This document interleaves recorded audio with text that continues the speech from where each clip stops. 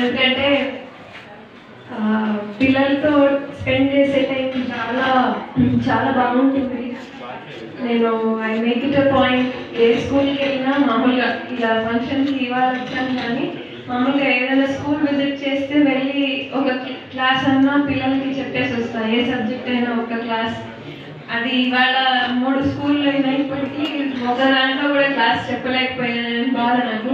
Sir ఈసారి వచ్చినప్పుడు నాకు ఒక పీరియడ్ కేటాయించండి సార్.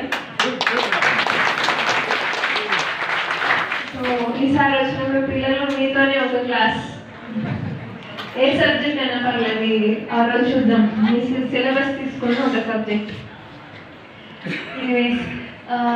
చాలా ఆనందంగా ఉంది. అంటే ఇప్పటిదాకా ఎన్నో స్కూళ్ళు చూశాను కానీ ఇందులో టీచర్స్ ఎంత ఇంట్రెస్ట్ తీసుకొని మామూలుగా నా దగ్గరికి అర్జీలు తీసుకొని వస్తుంటారు, మేడం ఇది కావాలి ఇది కావాలి. కానీ ఇక్కడ something different about the school. ఏమంటే staff members, you are very lucky, ఇంత మంచి స్టాఫ్ మెంబర్స్ ఉన్నారు మీ అందరికీ. ఈ పిఎంసి స్కీమ్ కింద మీ స్కూల్ని ఎన్రోల్ చేయించి వాళ్ళు పడించే కష్టానికి ఫలితమే మీరు ఈ స్కూల్ని దాంట్లో ఇంక్లూడ్ చేయించగలిగారు అంటే నిజంగా పిల్లలు, పేరెంట్స్, మీరు నిజంగా హెడ్ మాస్టర్ గారికి మిగతా స్టాఫ్ మెంబర్స్కి థ్యాంక్ యూ చెప్పుకోవాలి.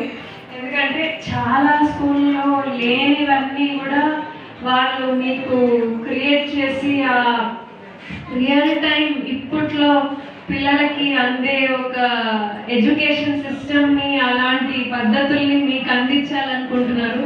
Please give a great round of applause to మీ స్టాఫ్ మెంబర్స్. క్లాప్ కొట్టనమ్మా. చాలా మీరు రియల్లీ లక్కీ, ఇంత మంచి స్టాఫ్ ఉన్నారు మీ అందరికీ. మీకోసం ఆలోచించే దాదాపు 1.5 crores కదా సార్, అంత శాంక్షన్ చేయించుకున్నారు అంటే రియల్లీ సంథింగ్ వెరీ నైస్. ఇలాగే పేరెంట్స్ అందరికీ కూడా థ్యాంక్ యూ అమ్మా. ఈరోజు మార్నింగ్ నుంచి మీరు పిల్లల కోసం అని ఇక్కడే స్పెండ్ చేస్తున్నారు టైం అంతా. ఇది చాలా చాలా ఒక మంచి పద్ధతి. మామూలుగా గవర్నమెంట్ స్కూల్లో ఎక్కడ జరగదు, ఇది మన ప్రైవేట్ స్కూల్లో మాత్రమే జరుగుతాయి.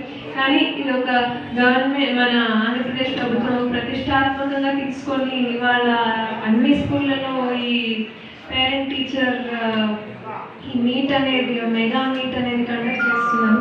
మీకు పిల్లల భవిష్యత్తు గురించి, మీకు ఆల్రౌండ్ డెవలప్మెంట్లో వాళ్ళు ఎక్కడున్నారు, ఏ దాంట్లో వీక్ ఉన్నారు, కొన్ని ఏ దాంట్లో పాజిటివ్ ఉన్నారు అని తెలిసే ఒక అవకాశం దొరికే ఒక గొప్ప వేదిక ఇది అని చెప్పుకోవాలి. మీరు కూడా పిల్లల పట్ల, నాకు తెలిసి మీరు ఇంటికి వెళ్ళాక పిల్లలతో మీరు టైం స్పెండ్ చేసి చదివించే ట్రై చేస్తారు, అన్నీ చేస్తారు.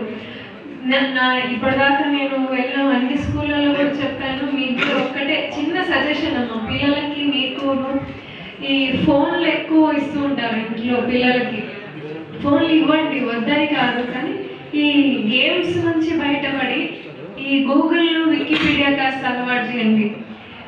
ఎందుకంటే మామూలుగా రెగ్యులర్ చదివే సబ్జెక్టే తీసుకోండి, లేదా మీ పిల్లలకి ఏదైనా